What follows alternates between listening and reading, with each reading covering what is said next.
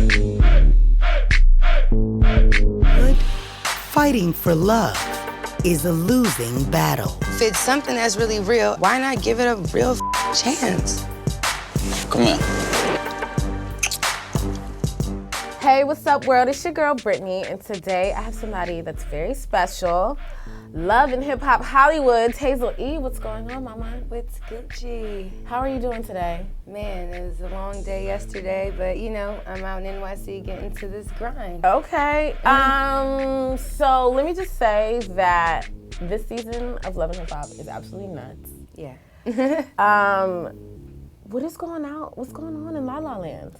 I mean, La La Land is like, it seems like a whole lot of backstabbing, a whole lot of snakes, a whole lot of, to me, I call them by any means necessary type bitches.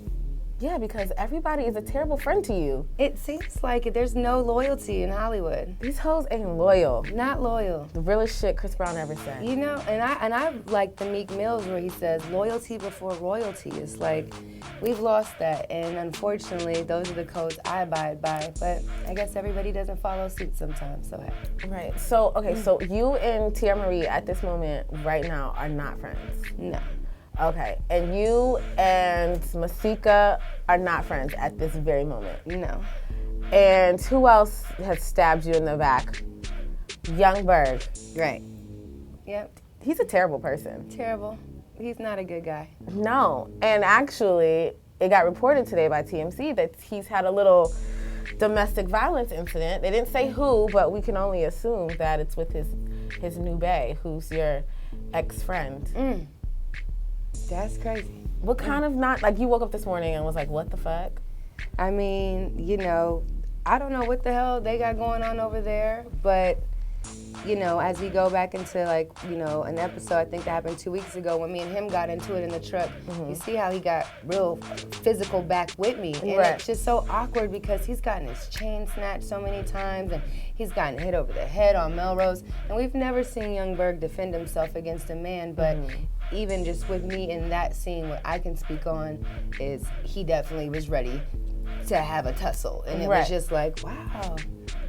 We fighting girls now? Well, he's about as big as a girl, so. He is. He's fun size. Yeah, yeah, exactly, snack size, like the Halloween candy that you get every year. Yeah, trick or treat. Yes, and he poured all the contents out of your purse. Who does that? That's the thing that would have made me most angry.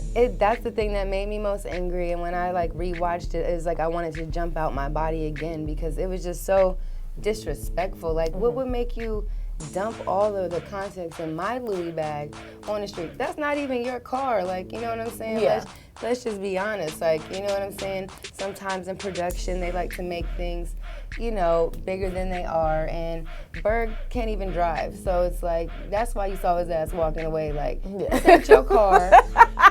You're like the freaking like platinum Uber X status member of the century. You know, you have like a black card with Uber, you know? And it's just like, you gonna dump my purse out? Like, really? Like, that's why I took your hat off and I broke up them cheap ass glasses you had on, because you just a fraud ass nigga and I can't take you anymore. Right. Okay, when did you and Berg really start dealing with each other? Like, what's like the details behind your like relationship, like before obviously it all went sour? Yeah, I mean, Berg and I have known each other since 2006, before he really like, you know, got popping on the scene as an artist. I was a popping publicist. I was already working in the streets with big artists and making people hot. So when he wanted to do his first video for Sexy Lady, he needed a video girl. So I got Drew Sidor, the lead chick for his video. Yeah. Then he did The Business, and I got him Bria Miles after he did the dark butt comments. BET wouldn't air his video if he didn't have a chocolate girl in it, because due to his comments about black women. So he was like, Hazel, I need one of your models, because not only did I do PR, I had Hazel as models, like represented Melissa Ford and, you know, just Buffy the Body, Bria Miles, like tons of girls, you know? And so I did that for him as well. And in that time, you know, we were intimate at times. Like, we would go through our phases where we would do business, we would hook up, it was whatever. Come to the show when I had thought about like, yo, we should holler at Mona. We should try to get this VH1 to do Love and Hip Hop Hollywood. Yeah. He was one of the first people I thought of. And when we originally went in, you know, it was about business and the music. And of course, you can't really hold secrets for long. And they found out that. Not from Mona. Yeah.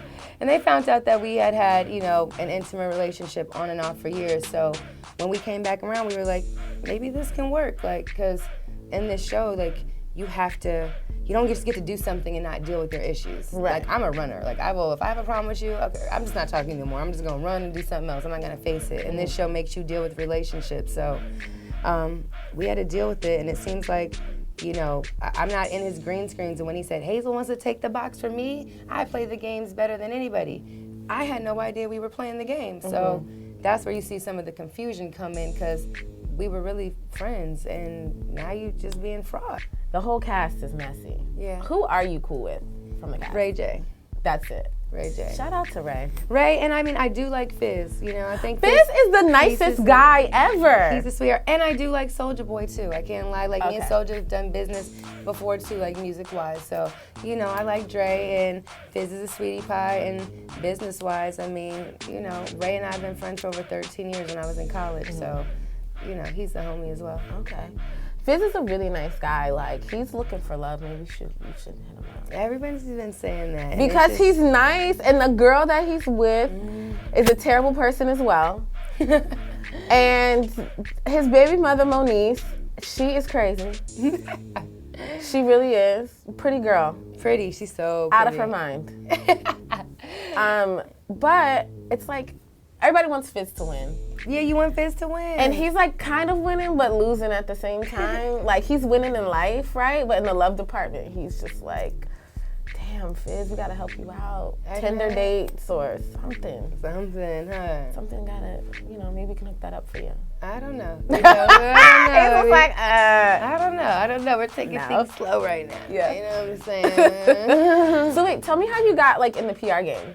Okay, I mean, I went to college. I got a bachelor's degree in mass communications, and I started off as an intern with this publicist, Echo Haddix, in LA at Echo Sounds. Oh, Echo emails me all the time. Yeah, she's my mentor. She started me off. I was working on her floor as like a junior publicist after I graduated college, just to learn this game. So, you know, we got it going. I went to Houston, did some all-star events. She showed like, okay, she's about her business. Came back, put me on the Gnarls Barkley campaign, and we was rocking ever since. Okay, so Gnarls Barkley was like your first big client. Yeah, and that was like one of the ones where we created a campaign from scratch and took an artist from a new group that had one record and took them from 0 to 100 and got 2 Grammys and everything on that first campaign. Yeah. And then after that, you know, I helped out, helped create, like, and start with my boy Aaron Magruder, the Boondocks, worked with Tank for his Grammy nominations.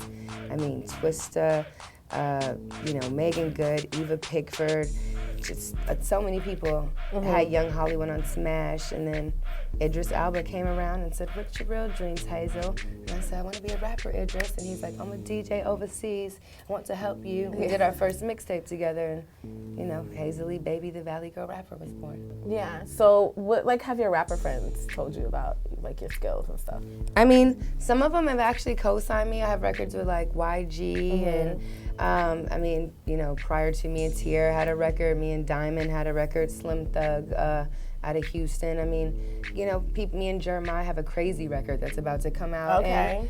And I've got producers, and people are rocking. Like, the better I get, like, I've already put out 3 mixtapes. We're on our, you know, about to put out this EP on this next project, and it seems like I keep growing, like, as I should. You know, he started off with Valley Girl and doing this fun little Valley Girl rap thing, and now we on it, Now You Know. So I'm getting support because people see that I'm still grinding, trying to do it. Like, it ain't no overnight success. How have you been dealing with, like, the public scrutiny of being on TV, right? It's tough. Like, everybody, basically when you get on reality TV, you're basically standing there and people are throwing tomatoes at you. Yeah. Especially, like, on social media, just everybody has their opinions. How do you deal with that on a daily basis? Because people who don't even know you say mean things about you, and then... I think you just have to have tough skin, and I got tough skin. I'm a tough chick, so you know, some of the things make me laugh. Yeah, like I it's see like, some damn, of the that was memes, funny. like that one was funny. Like really, like that was a good one. You know what I'm saying? I try not to let it get to me because I'm comfortable with myself. I wouldn't be as far along in my career if it wasn't for nothing. So, hey, you know, I was a publicist, and I know that whether it's love or hate, as long as they're talking about you, you'll win. Mm-hmm. And let me ask you, do you know if Mally Mal is really a sex trafficker? Do you know? Because I saw in the news. Because I was wondering what he did, and he's like huge in Vegas. He also produces music. Well, he does do that. Yeah, but that's what I know. I also knew that he got his start doing the human trafficking thing, and then human trafficking. Yeah, sex trafficking, like prostitution. Pimping. Yeah. Well, in Las Vegas, technically it's legal. It's legal. There, so. But his house got busted by the feds recently. I don't even know how that even ended, to be speaking on his situation. Okay. So, well, I'm just wondering because you know everybody's in the cast. You know, it's like, because a lot of people don't know him, but he's like kind of low key. If you go to Vegas and you go to Molly's crib, you're gonna see monkeys and wolves, and you know it's like a playland out there. So yeah. Have you been? Yeah, he has like a zoo. Yeah, he does. He does. He has a zoo out there. It's like a fun house. Like it's like video games and arcades and animals and cheetahs running around, and you think one of those Sphinx cats might eat you or something. Yeah. What's up, everyone? This is Hazel E from Love and Hip Hop Hollywood, and you're watching GlobaGrind TV. Stay away. No, my hot box is amazing now. Okay. It's really, but it drives people crazy. It's great. Yeah, that's kind of my homage to her. I know people call it my Rick Ross girl, but it's really Little Kim. Okay. Well, she